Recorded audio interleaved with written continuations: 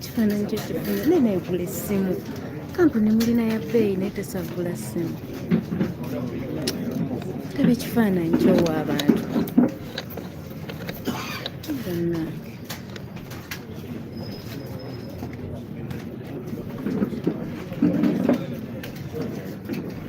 Yeah, so I think we can just start. Is that fine? The sound okay? Yeah. Okay. Thank you very much. Microphones. Push the microphone. Ladies and gentlemen, members of the press, thank you for coming for this press briefing. There are just a few issues we want to talk about. The very first one being youth elections. As you know, there are special interest group elections that are going on, and the National Unity Platform is participating in all these activities, most importantly the youth elections. The youth elections are on, and we have been charging the young people all across the country to get involved and participate in this election. Previously, these elections had been dominated by NRM. They were not even allowing other parties to participate because they were using the NRM registers to automatically put those people in the youth elections. But what we have done since the last election cycle is to say that whenever there is an election, we are going to participate as NUP. So we want to call upon the young people all across the country to participate in these elections. One of the setbacks we have is that the Electoral Commission has refused to give a copy of the register to political parties, the youth register. They say that they can only give us the one for the elections, the general elections when the time comes. So we are going into an election where we don't even have the register for the youth, because our candidates want to know who they should be campaigning to. And so even this morning we've been trying to engage with the Electoral Commission to say, avail us with the register. We want to know who is eligible to participate in these youth elections, because people who are below 30 years of age, those are the people who are supposed to be voting, participating in that election. But we do not have access to that register up to now, and we want to have access to that register and do that. Related to the youth elections, on Saturday this week, we have encouraged our people all over the country to come together, convene, and launch the campaign. So on Saturday this week, in the different districts, in the different constituencies, we are going to launch the youth election campaigns. We are going to have events at constituency level. In other cases, you will see us gathering at districts, but the intention is to launch the youth election campaign and embark on this activity. Elections are going to be on the 19th. So we want on the 7th of this month, which is this coming Saturday, we want to be able to have all our young people to come together. So we ask our young people all over the country to get in touch with the registrars, with the mobilization chairpersons. They will tell them where they are going to be meeting in those particular areas. And we hope that the police and the military and other security agencies are not going to frustrate these activities that are clearly, because we clearly notified the police about them, that this Saturday we want to be in different parts of the country meeting the youth who are going to run under NUP, verifying the candidates, selecting candidates in other cases, but most importantly, launching the campaign drive. Now, ekyo soko wakiteke mu Uganda, then ndyoke ngende ku nsonga endala. Ensonga esooka tubadde twagala kwogera ku nsonga y'akalulu k'abavubuka akabindabinda. Nga bwe mumanyi akalulu ako kagenda kubeerawo nga 19 eza guno omwezi gwennyini gwe tulimu. Abavubuka tubakubiriza bave benyigire mu kalulu kano ak'abavubuka. Nga NUP tena ajja kusiini akakalulu mwali temuwulira bibiina ebirala nga bikeetabamu, kubanga NRM yali yakawamba. Batuuka ku extent nga abantu bonna abali mu register za NRM automatically be bateeka mu nkalala ezaabo abakulembeze aba National Youth Council elections ezo. Naye mukimanya nti kano akalulu k'abavubuka kekavaamu abantu abalonda youth MPs for example, ababaka bavubuka n'ebirala bwe bityo. So fenga NUP tulowooza nti kikulu nnyo okwenyigira mu kalulu ako. Era last time twakenyigiramu ne tukawangula mu bitundu ebisinga wano, naye obudde bwali butono ne tutasobola kuorganizinga bulungi mu bitundu ebimu ebiri wala eyo mu ggwanga. Naye ku luno tubadde tutambula, weewaawo okusomoozebwa kubaddeyo kw'amaanyi. Mwalaba abantu baffe ekitigumu be baasiba gye buvuddeko, babadde mu kkomera. Abantu baffe ekiboga be baasiba n'ebitundu by'eggwanga ebyenjawulo, abantu baffe we bagenze babakwata nga babasiba n'ebirala bwe bityo. Naye tubadde tusaba abantu baffe tibaveeyo, bonna bonna abavubuka benyigire mu kalulu k'abavubuka. Era baregistrar baffe bali mukola omulimu omulungi okusayiningira bakandideeti baffe, so that nga 19 abantu bonna balayininge up behind the umbrella, kubanga akalulu ako bagenda kukakuba by lining up oba okukuba enyiriri. So twagala abantu baffe bonna baveeyo benyigire mu kalulu k'abavubuka. Ku lw'omukaaga olwa Ssabbiiti eno yennyini, abavubuka baffe tugenda kuba nga tubasinkana mu bitundu by'eggwanga ebyenjawulo. Mujja kulaba nga tusisinkana abavubuka mu constituencies ez'enjawulo mu ggwanga lyonna. Tugenda kuba tusisinkana abavubuka mu district ez'enjawulo.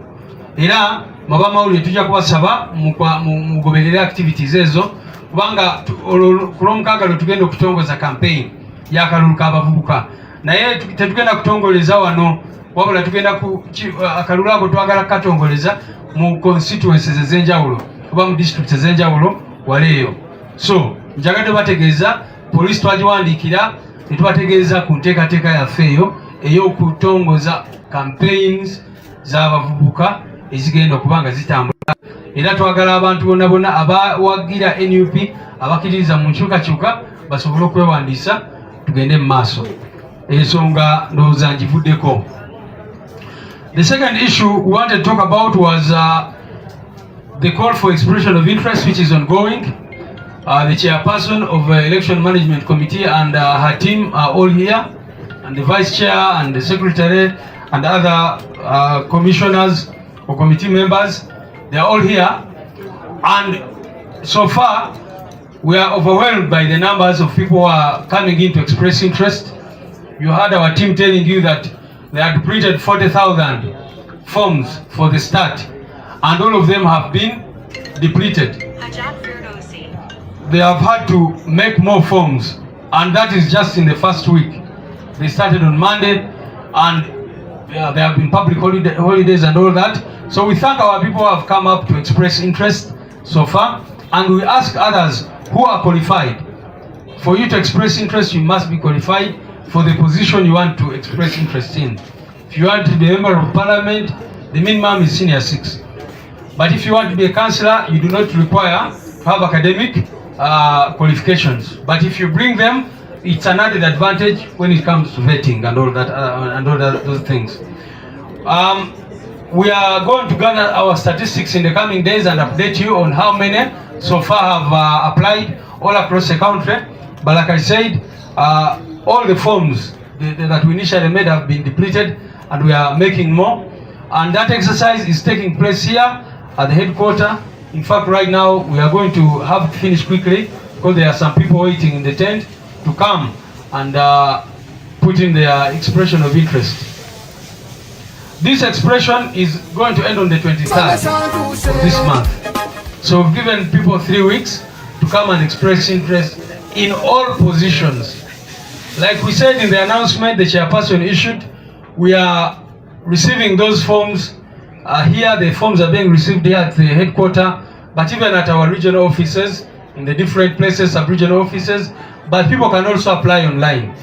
Those who wish or who have access can apply online and just send an email to the email addresses that were given to you people. And then from that, after the Election Management Committee has finished receiving those forms, then they will embark on another very, very important task of vetting.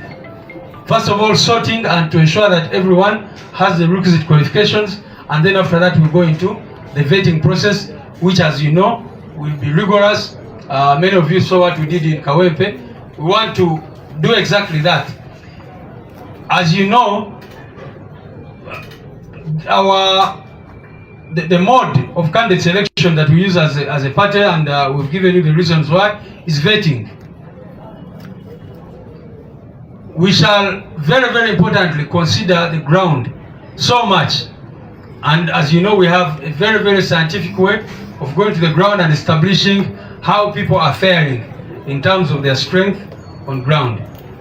So, and I also must indicate that previously the ground had 50% and vetting had 50%. But like we informed you recently, NEC passed a resolution to put the ground at 60% and vetting at 40%. So that is how important we consider the ground survey.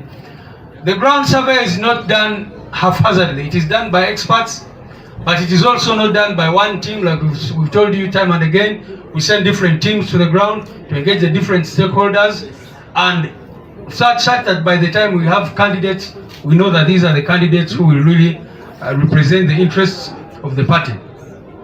Kusonga y'abantu okuvaayo ne balaga ne baleeta expression of interest, akakiiko tukebaza akatandika ku lunaku lwa Monday, naye nga Ssaabawandiisi ate n'abakulembeze abalala b'ekibiina, naffe twagala okukubiriza abantu baffe bonna abaagala kwesimba ku kaadi ya NUP oba ku tiketi ya NUP, muje munone empapula ate mukomyewo empapula mu nnaku ezo ezibaweereddwa okutuuka nga 23 za guno omwezi. So far enamba ziri overwhelming, kubanga bano bakola forms 4,000 era zonna mu wiiki emu abantu ne bazitwala, era tuwadde ne bagamba kati tusaba authorizing tukoleyo empapula endala.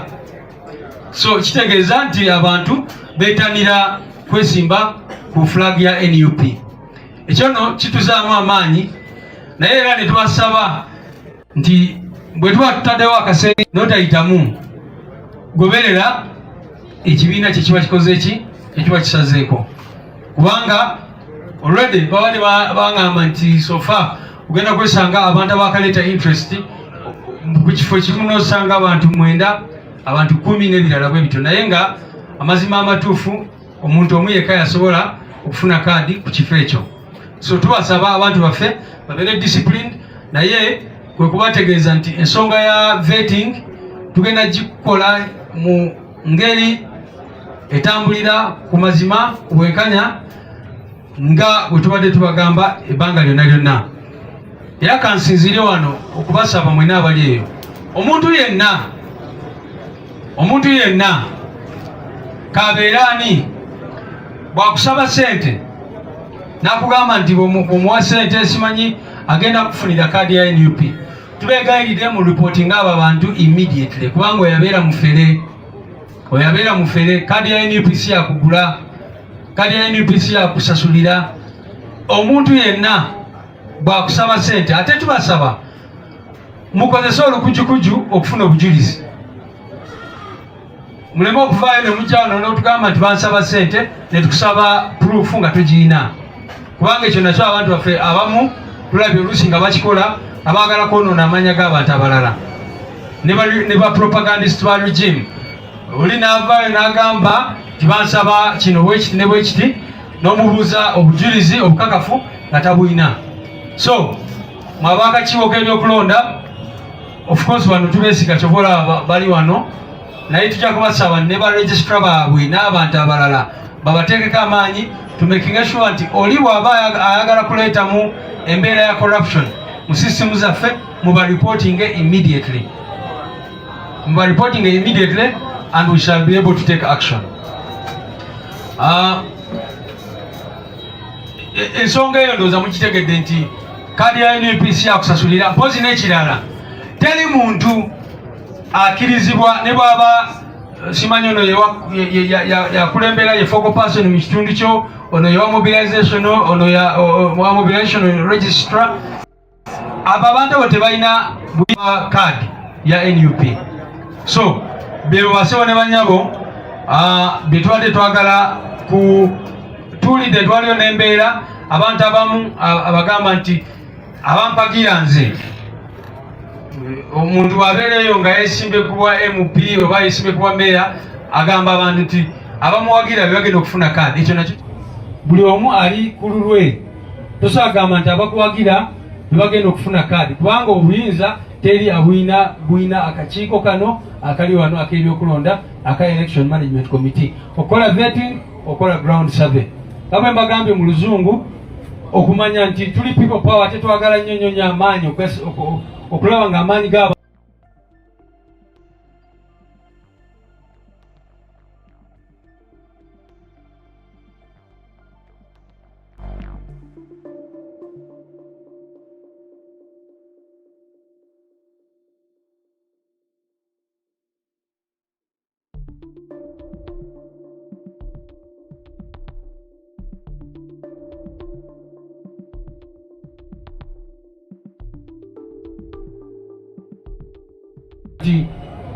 bonabeera wano oba nofunayo kyaliwo nokwatagana n'omukulembeze omu awo no mude ku ground, mukole ground kubanga ground esinga obukulu mu byonna byonna gyetukola. Ekisemberayo ddala kwekwogera ku nsonga y'abantu baffe. Mukimanyi bulungi nnyo nti state ezeemu kati netandika okusiba abantu baffe n'okutuleetako embeera egezaako buli we tuba tusemberera kulonda batandika okukwata abantu baffe, okusibasiba abantu baffe n'ebirala bwe bityo. Njogedde ku ttiimu yaffe eya Kitugumu babadde bakavaayo bamala ebbanga eryo okukomera mu disitulikiti ya Kitugumu. Ab'Ekiboga mubadde mubalaba, ababaddeeyo e Masaka wabaddeyo ttiimu yaffe ey'abantu be bakwata nabo.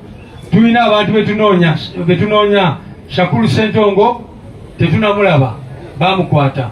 Muganda waffe gwe bayita Mpalanyi Michael bamuwamba naye tetumanyi waali up to now. Ababakwata mwezi ogwokusatu up to now tetumanyiwa gye bali.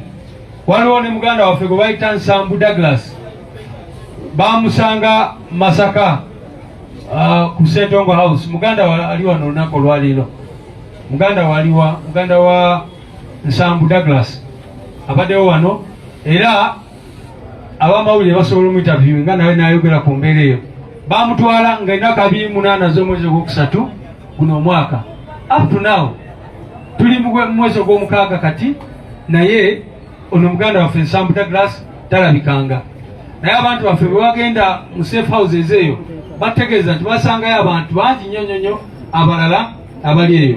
Ono ye muganda wa Nsambu. Jangu wano sebo kulaga abantu abalala banakola interview naawe. Naye ono yogerako asooka ogerera ono muganda bamukwata ddi, bamukwatira wa, yali akola ki? Amanya nze Ssewanonda Jordan nga mpiridde Masaka. Nze ku nsonga za muganda wange Nsambu Douglas nga 28 ekifaananyi kye kino yaguzibwawo nga 28 ogwokusatu. Tugezezzaako okunoonya, tutuuse buli wamu, tugenzeko ku poliisi naye nga abantu bwe balama bwe balami. We baali bamukwata basooka ne bakwata mukama we, oluvannyuma ne bakomerawo ku bigere naye ne bamukwata. Mukama we yakomawokko ne mubuuza ensonga lwaki bamututte era bamututtewa. Yaŋŋamba ye tamanyi nnyo, kyeyagezaako okuŋŋamba.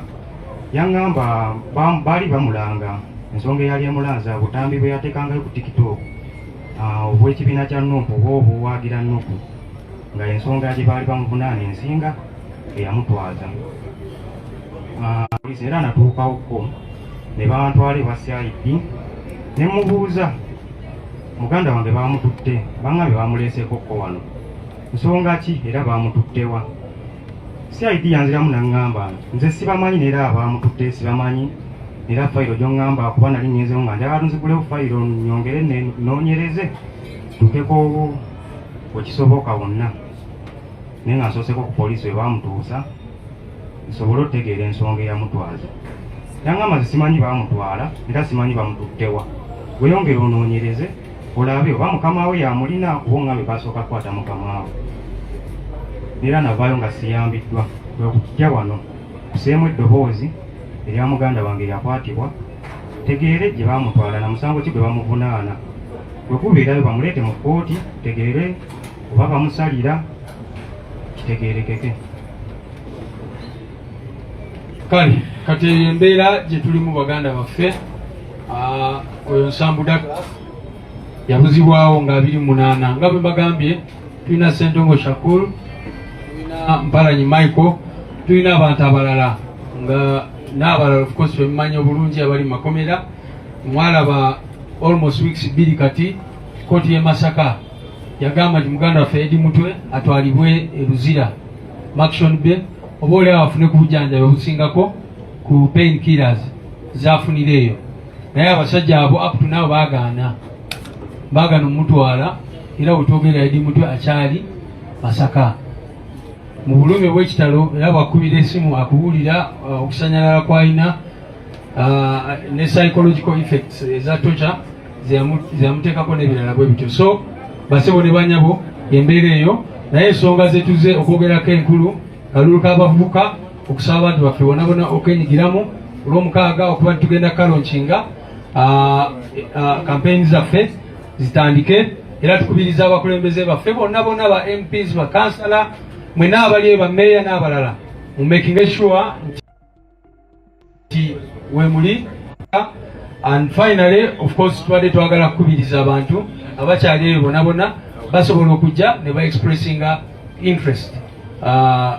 Kampite muganda waffe w'abavubuka for just 1 minute ayongere okwogera ku nsonga y'abavubuka, then Deputy President waffe amalirize.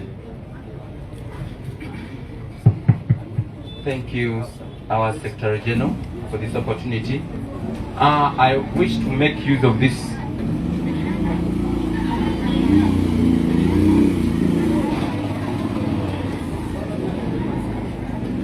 thank you. I also want to add my voice to what the Secretary General has just told you, that we are in the situation that the Electoral Commission is not providing what it's supposed to do.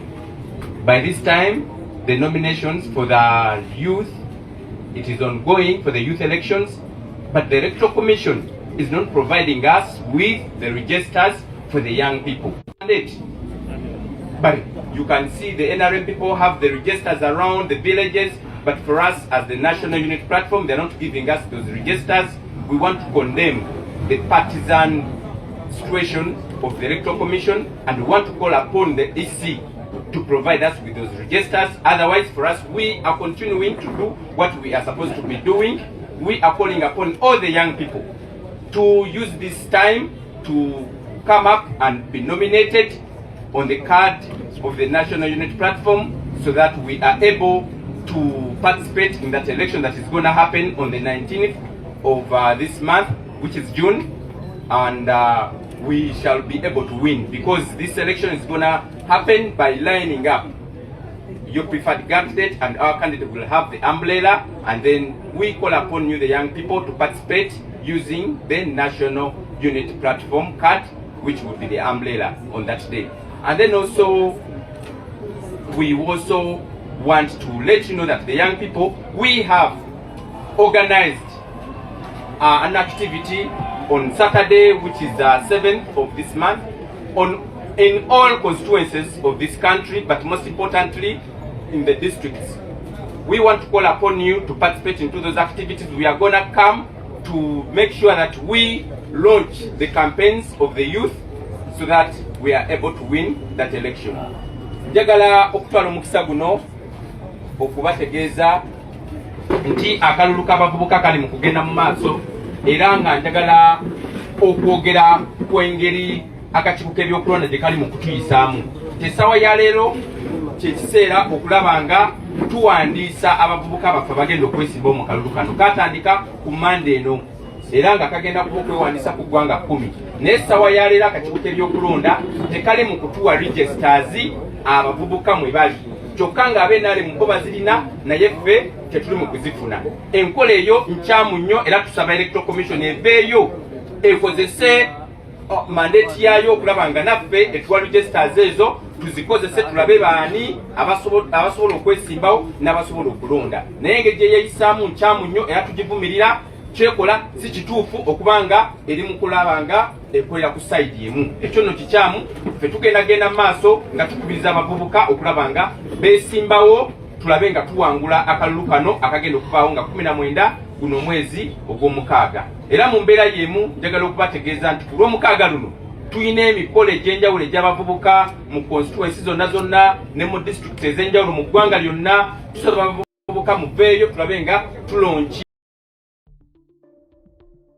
nga egenda okubaawo guno omwezi nga 19 twagala tugironkinga ku lw'omukaaga luno. Mwena abavubuka muveeyo, bakulembeze mu bitundu eby'enjawulo tubeere mu kalulu kano kubanga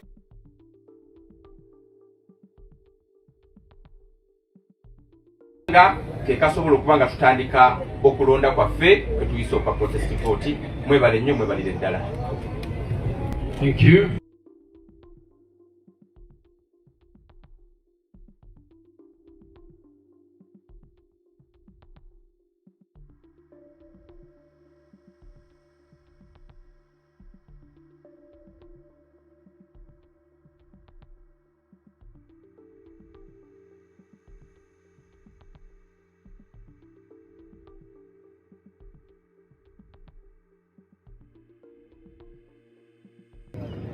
To the registrars, we have got information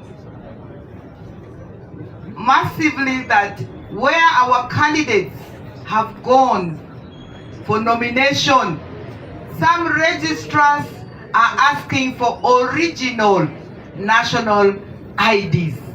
And yet, we have, and all other documents show that these original IDs are yet to be picked. But it's one of the ways some registrars are using to frustrate us, to block us. Find a space in your heart, in your soul, to desist from this partisan way of blocking a civic space. We are documenting this and will not take it very lightly. We will not. 2, I speak to the women. I was consulting with the chairperson here present. Within this massive picking of nomination forms or the show of interest forms, how many women have shown interest in the various positions? How many women are running for the youth council elections?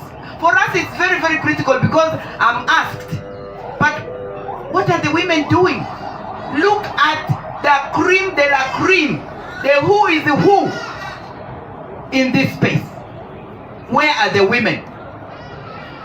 Opportunity dances with those on the dance floor. Why are we not coming on the dance floor of Noop? And why are we not shattering the glass ceilings in our various and massive numbers? Women, let us occupy these spaces by showing interest and coming for nominations and also participating transformationally, not transactionally. I continue to preach this. What is transactional goes to the stomach. And what goes to the stomach, we all know where it ends up. It confirms what the Holy Father, Pope Francis, said in 2019 in his encyclical. Good politics is at the service of peace. Women, we cannot continue to complain when we are not showing interest. When we are leaving the men the space to proceed unchecked, to proceed unbalanced. My call is to all the women of Uganda, from all the regions, northern region, western region. Let us pick these nomination forms, let us participate, and let us be visible. Our motto as women should be visibility, voice and action. I also want to state and reiterate that yes,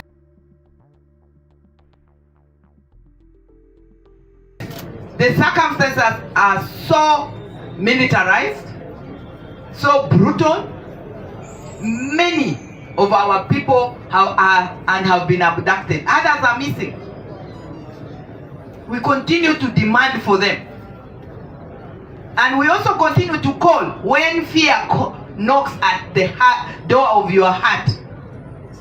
Send faith. It works. Don't think for us because we are speaking, we are visible, we are vicious. We also occasionally fear knocks at our doors. What do? We send faith. We send faith in solidarity. It's very critical. We will overcome. And then the renewal of IDs, please continue to go and line up and renew your national IDs. I want to congratulate the Electoral Management Committee for the process that they are carrying out very diligently, but we have concerns from other very qualified candidates who are not able to have their UNEB documents verified. So we may need internally to see how to apply the exception rule, maybe in some circumstances as an affirmative action, because of the timing. And then for us as the leadership everywhere, communication, timely exemplary display of who we are, inclusivity is very, very critical. And yes, we are going to be there on the 7th, massively all over Uganda, all over, because that is what the ground is. That is what the ground is. People are yearning for that change, for that new Uganda, everywhere. We are requesting, we are demanding, we are asking, we are putting it to the military, to those who think power is might and the gun is the might. No, power belongs to the people. It's a constitutional right and it's a birthright.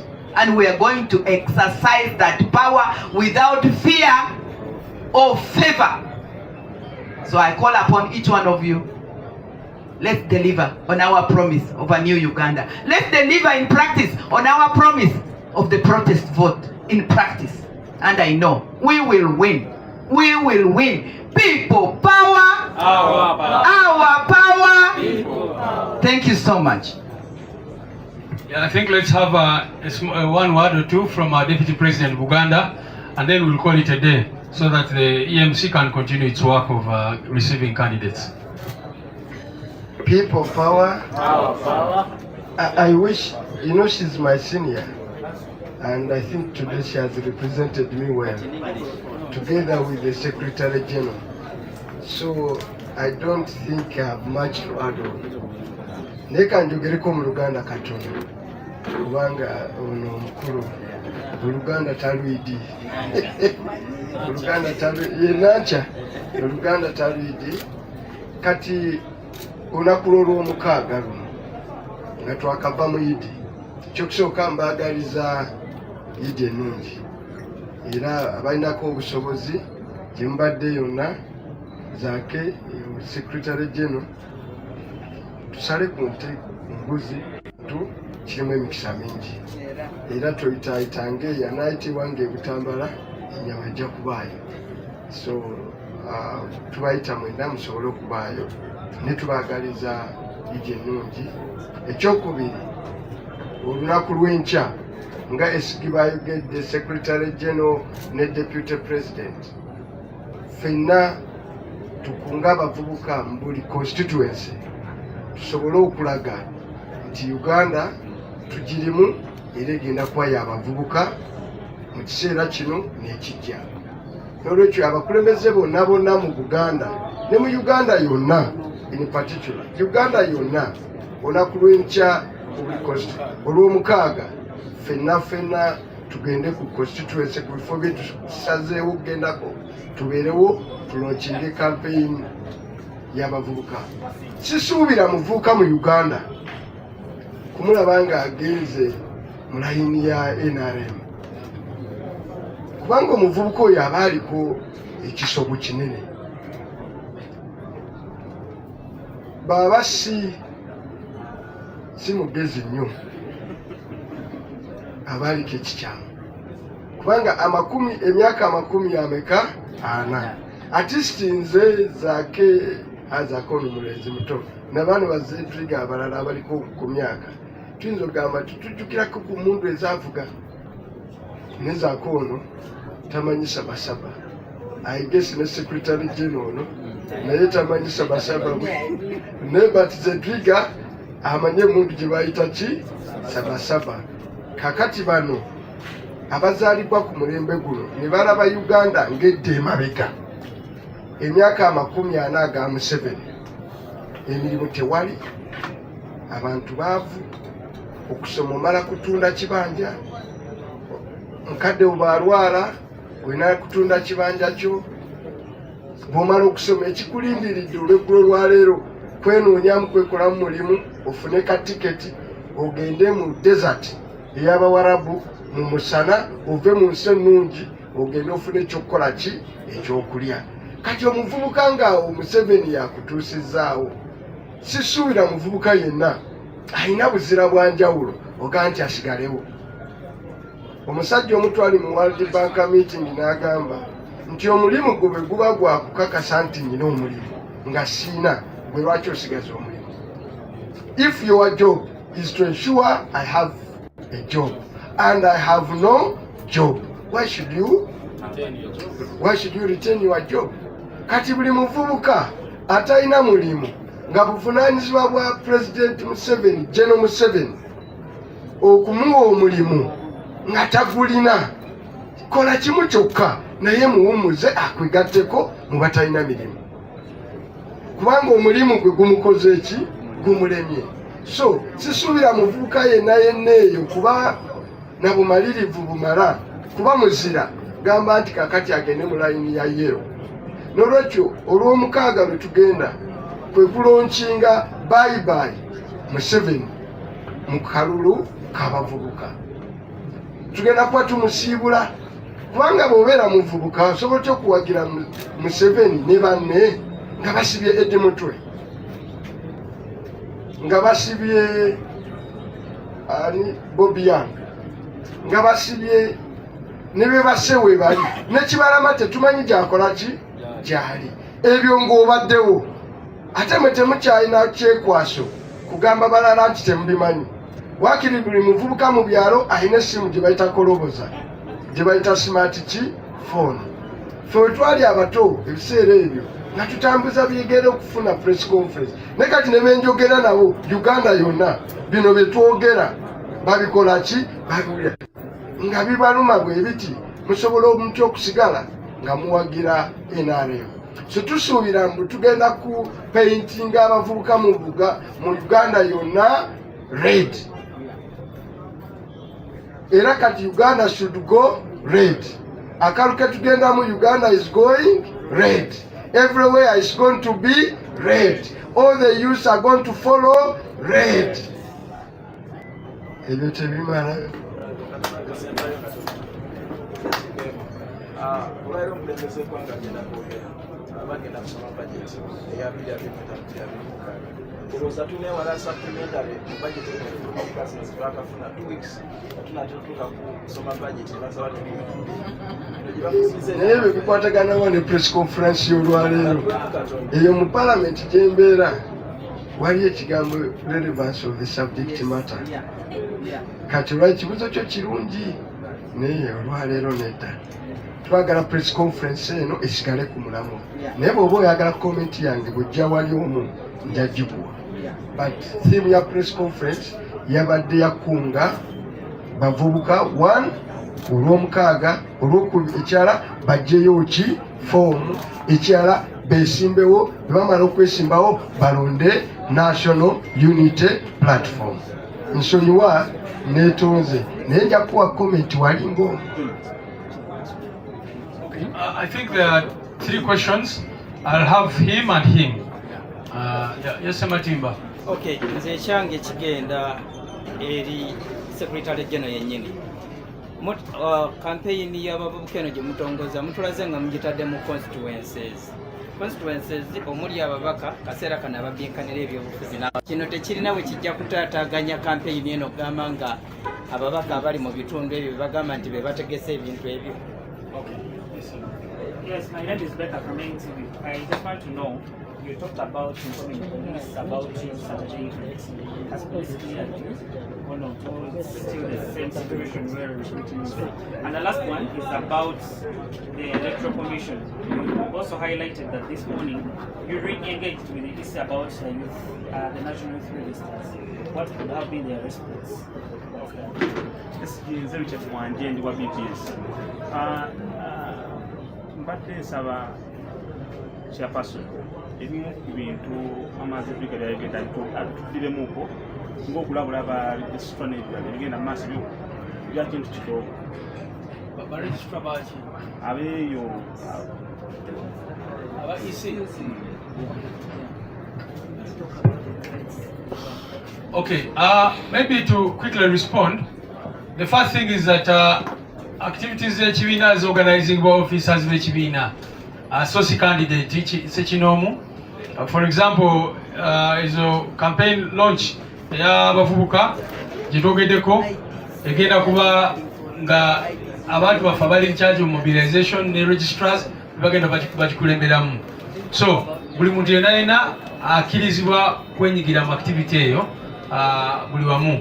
Nga bwe tubagambye ezo activities mu districts ezimu zigenda kubeera constituency level, abalala zigenda kubeera mu districts ez'enjawulo, team zaffe ziri mu kikola. Naye n'ekirala, yes, police bagiwandiikira era ebbaluwa n'egiddamu yino wano. Newankubadde of course baateekamu obukwakulizo bungi nnyo, katusuubire citation yaabwe okutulemesa, naye twabawandiikira ne batuddamu, so event eyo bagiclearinga ogenda mu maaso. So we want to be able to do those launches of the youth election in the different districts or constituencies in the different parts of the country, and we hope that all our people are going to participate and we ensure that on the 19th we carry the day. These activities are going to be organized or even spearheaded by party officials in charge of mobilization and the registrars. So even if they are competing candidates, all of them can participate in those activities and bring the youth. We are glad so far that many young people are already nominating, and NUP have already picked forms to run under NUP and all that, and our registrars are there to endorse the forms, and we shall be giving you the other updates. Thank you. State of the Nation address, ekyo ndowooza Deputy President agambye agenda kyaddressingira wali. Okay, EMC, just very brief.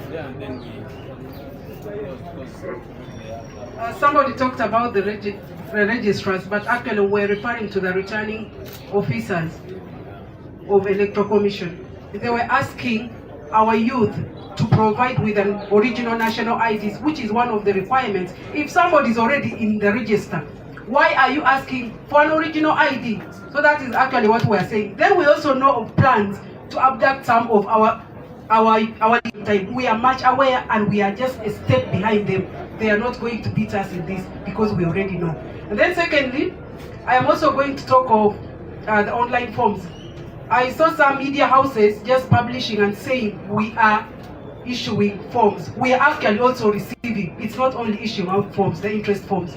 We are also receiving. We are doing two things at a go. We are issuing and also receiving at the same time. So our people out there, please go vote for NUP, starting with the youth, and we apply protest vote. Our youth will not move away, and they will take the 3 vital steps in protest vote. They are at it, and we are in touch with them. So we are going to ashame them, and we are going to beat them at this. Thank you so much. Thank you very much.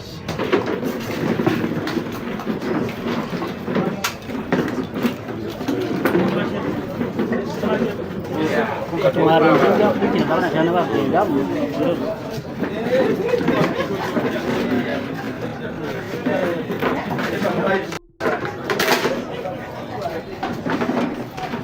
you so much. That was a press briefing by the Secretary General of the EMC, plus the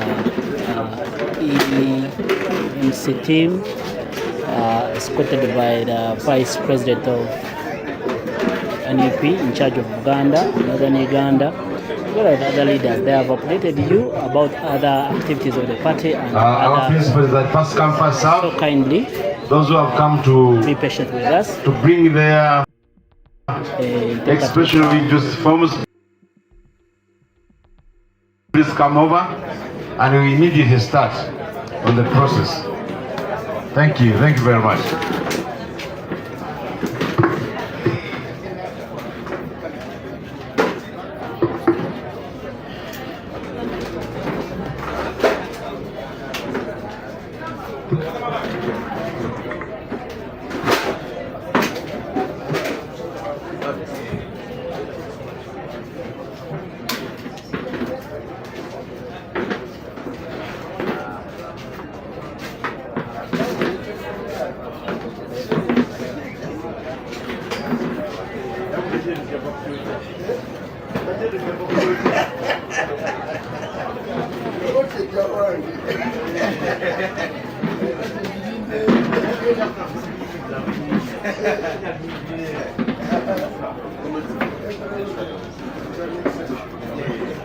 Yeah, please introduce yourself to the panel.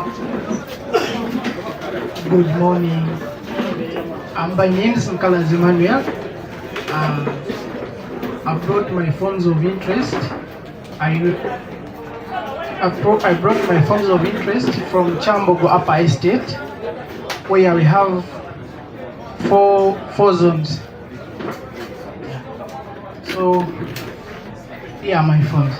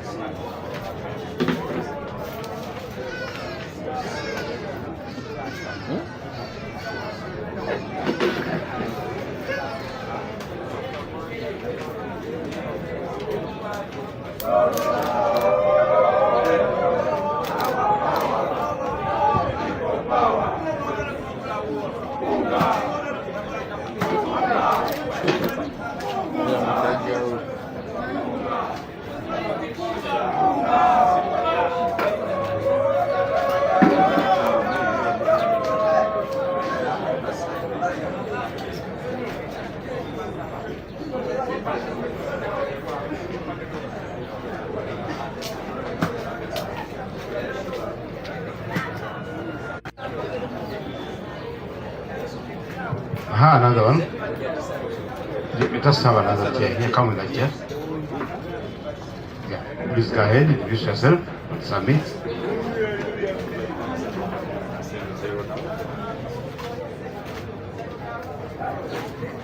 My names are Musengoze Ronald, and I've come to submit in my interest forms, expression of interest, for Member of Parliament, Ruvanga South.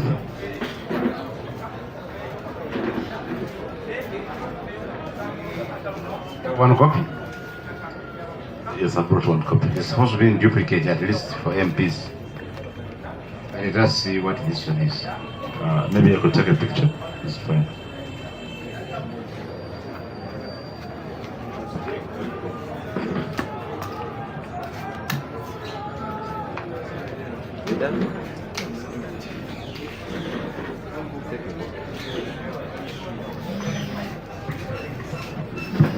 Yes, you can handle you as well, madam. Introduce yourself.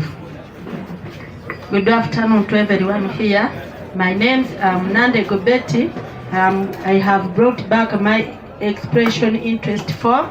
I'm going to contesting on the Women Council of LC 5 Wakiso district.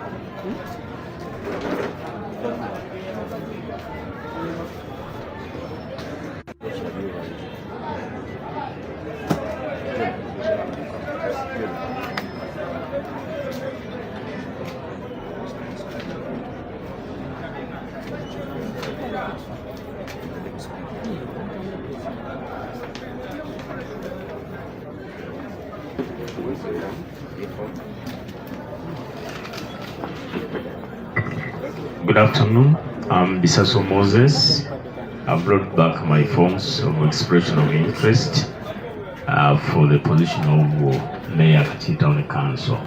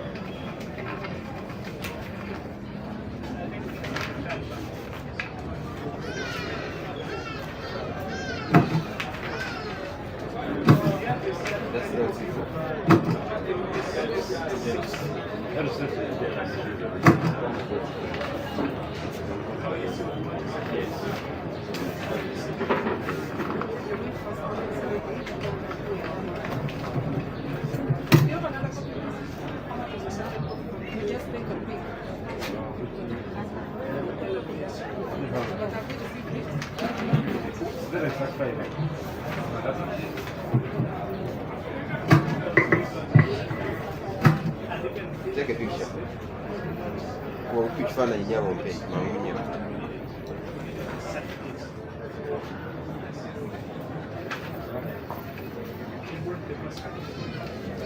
The EMC has started its work officially. This is the third day.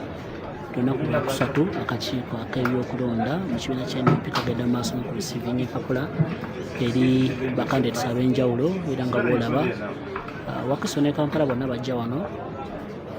Then district sendera okujjako basentebe ba district ba mayors n'ababaka parliament nabo bajja nkola nti baleeta empapula zaabwe. So embeera egy'olaba egenda mu maaso wano era nga omukyala Harriet Kimutayi ng'ali wamu n'akakiiko ke bagenda mu maaso okulaba nti bareceiving empapula z'abantu bano abaka ba parliament bali bakyali mu line. It's a very big program. kuba nkulagako eri gye batuukidde oba gye balindira. This is a process. It is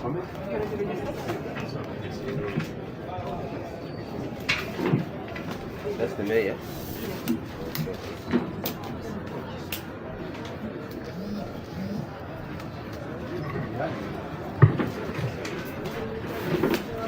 Protocol observed. Good afternoon. I'm Namara Harriet from Nachilongo Saward. I've brought back my form of expression of interest to contest as a woman councillor LC3, Nachilongo Saward, Kachi Town Council in Busuruma.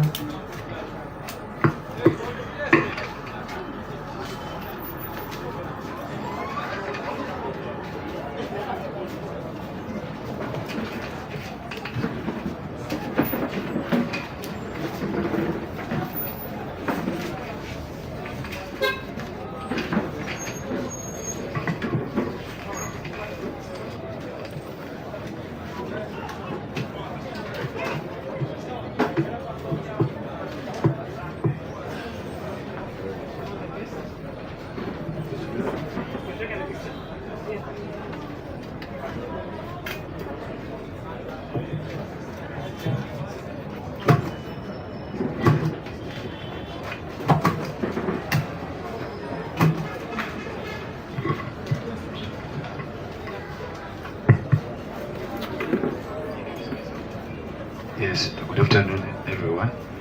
I'm called Junior Thomas. I've come to return the expression of interest forms running on the post for district councillor here, Mukono Central Division. Mukono. LC5, yeah. Mukono. Yeah. So this document, I got it from the registrar. So, do you want me to clear your copy? 00. Yeah.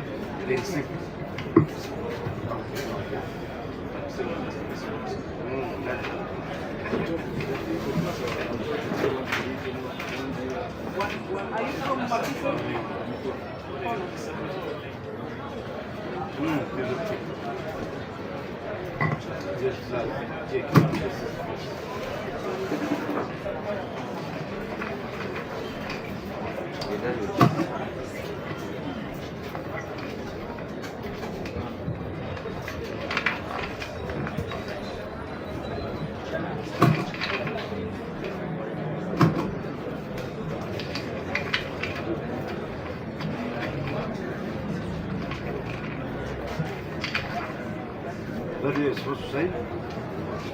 Are you being very friendly? Yes, very well. That's fine. That's fine.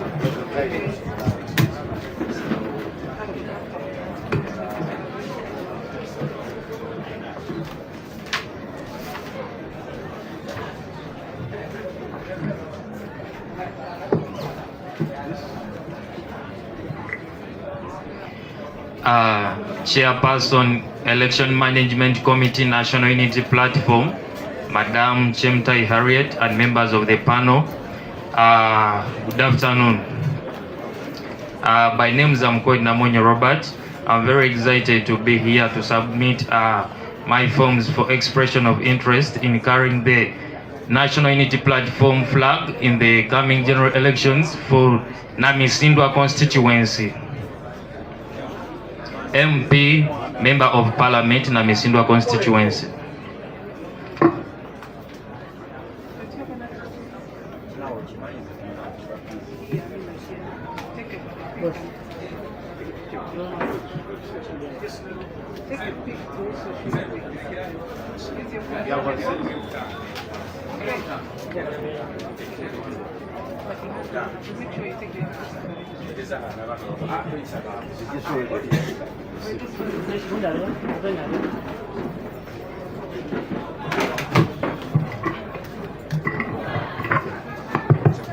Yes, good afternoon.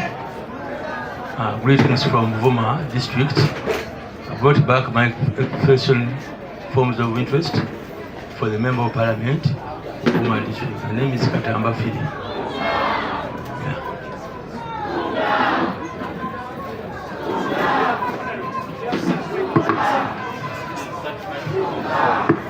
You have certified copies. For A level and then university. Because certified. Yes, the certificate is there, yes, but it must be certified. There must be what certified by an academic register. Then also we need a certified copy of your A level.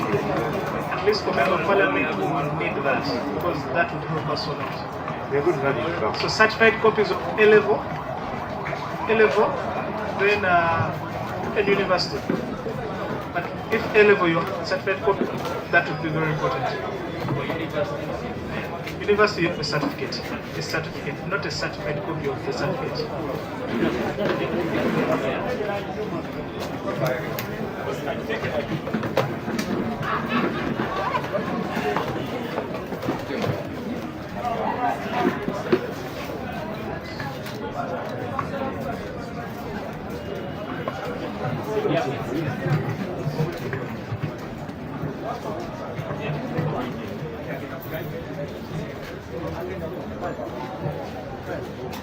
You have a certified copy of your religion.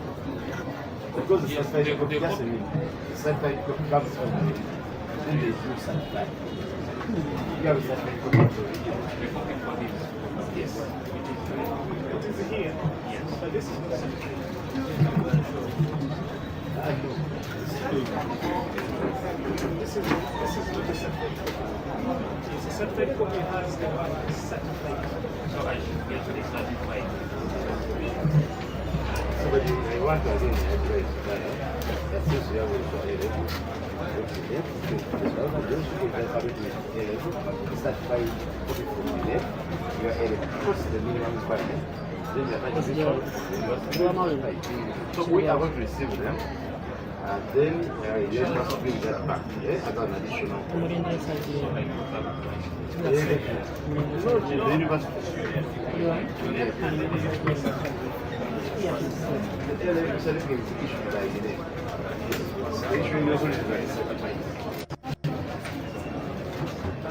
And you are going to receive this on that basis.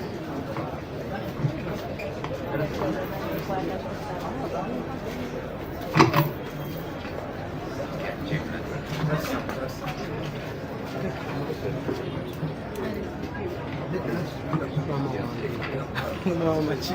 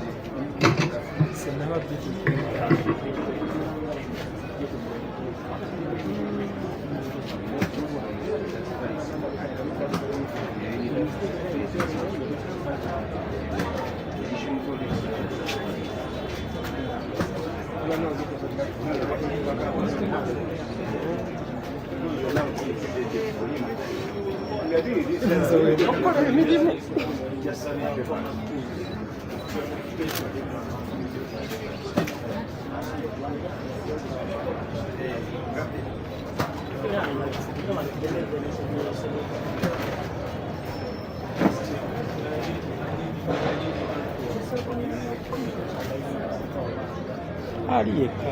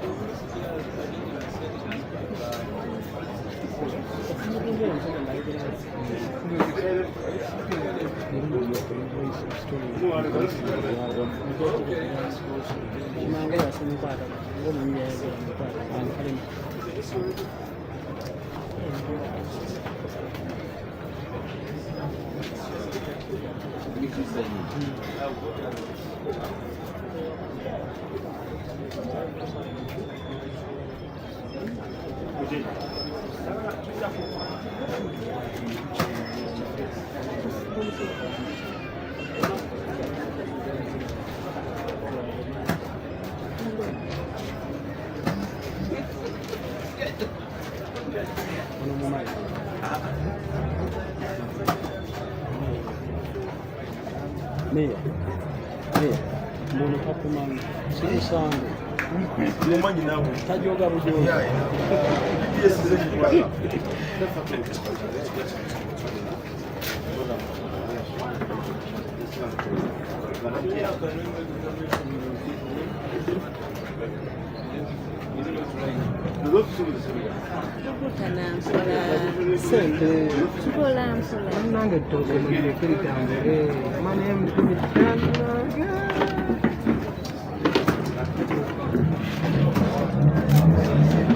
Alright, omulungi ali ku KKTv tugenda mu maaso n'enteekateeka zonna nga bwe ziri olunaku olwaleero nga olunaku olwaleero Speaker wa KCCA Zahara Luyiri Kamala. Oh, good afternoon.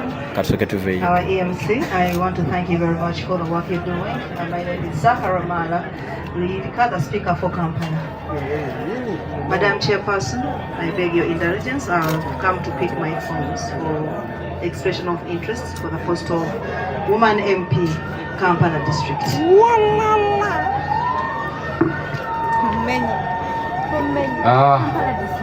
I am the of the committee. You can see we are very really busy, but you are most welcome, Madam Maraza Lirika. First of all, you are going to pick the forms from our technical person there. But what we expect are the certified copies of the academic documents from both the university and the UNEP, because the minimum is A level, and many people are making some mistakes. For A level, the issuing authority is the Uganda National Examination Board. So if somebody issuing with authority to give you a certified copy, please ensure you attach that certified copy for A level and O level, then your university. The rest I think will be okay, membership card, a national ID, and an application made clearly with a filled form for the expression of interest. Others, Madam Chair, you can more speaker for cases A. Madam Speaker, you're most welcome. And as you're guided, you'll take the process. We shall wait for you to return your forms. All the best. Thank you very much, Madam Chair, and the entire cabinet. I beg to move now. Thank you very much. Yes, you're most welcome. Yes, please go ahead. Introduce yourself. Mayor Rubaga, who have recognized your presence. Yes.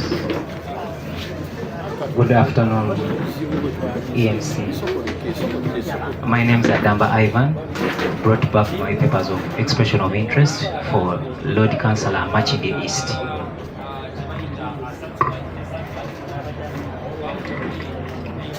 Good afternoon, panel. My name is Fawes Farouk. Greetings from Chanja Parish, Nakawa West Division. I've brought back my expression of interest form contesting for Youth MP Central Region.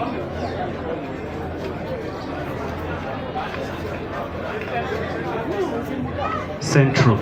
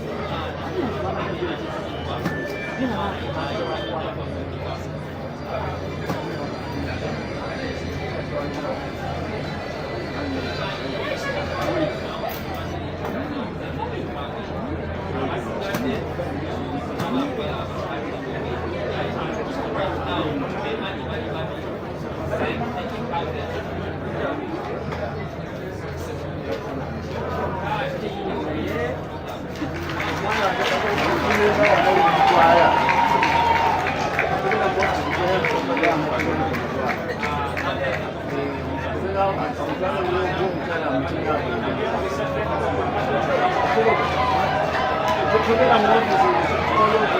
you.